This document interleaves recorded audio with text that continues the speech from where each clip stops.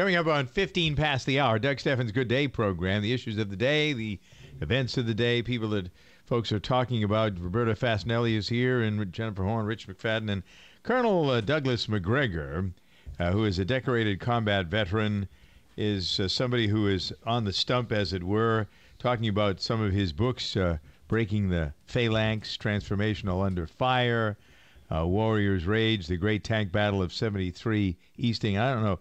Let's start with that, Colonel Macgregor. Good to have you here. What's that tank battle story about?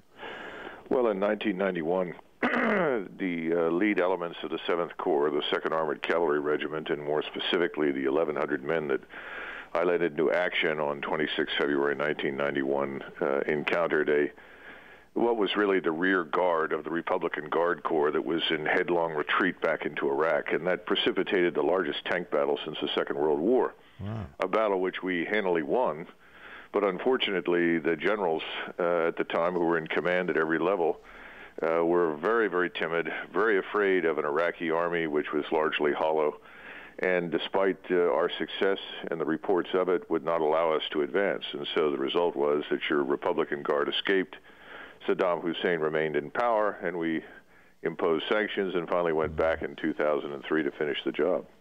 You're pretty critical, if I'm reading what I'm sensing about you correctly, about the way we spend money in the military.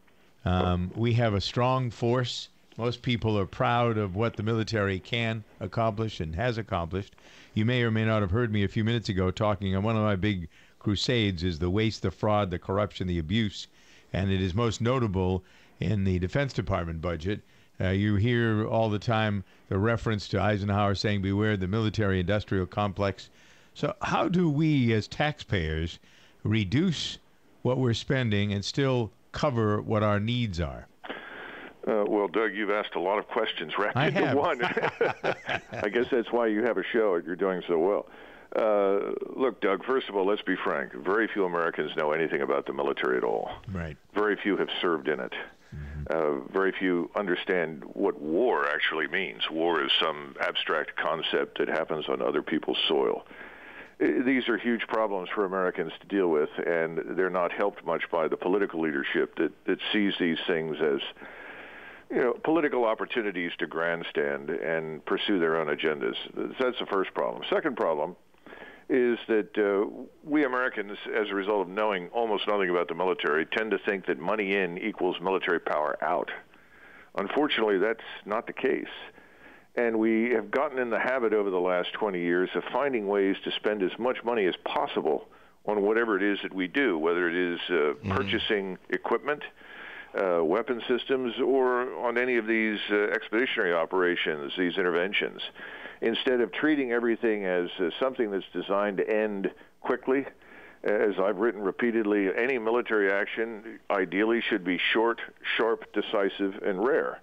And that effectively was General Eisenhower's view in the aftermath of the Second World War, which is why he had a defense budget that he did that was very different from what we have today, and he tried very hard to limit our overseas exposure to conflicts and crises that he rightly saw as irrelevant to us strategically.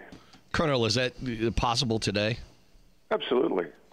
Most of what happens in the world is irrelevant to the people inside the United States. It really is. This is thank you. I mean, the conversation's over that's a huge in a problem. sense because, I mean, this is...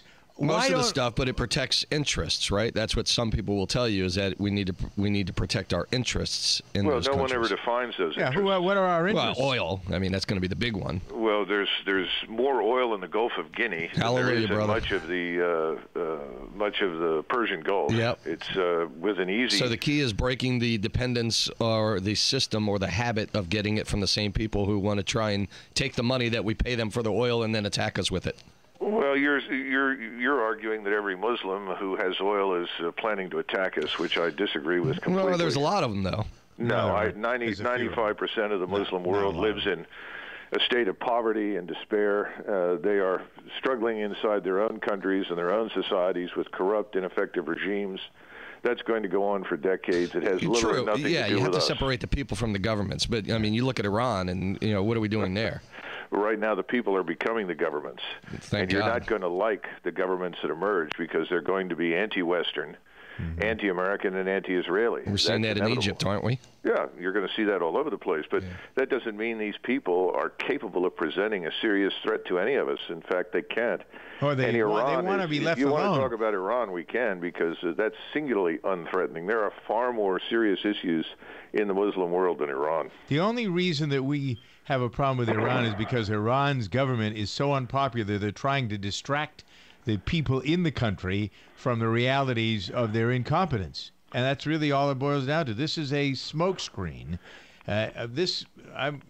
In the interest of time, I'm going to, first of all, say thank you, but I want you, there will be other times when I think you'll be a welcomed voice in a sea of foolishness.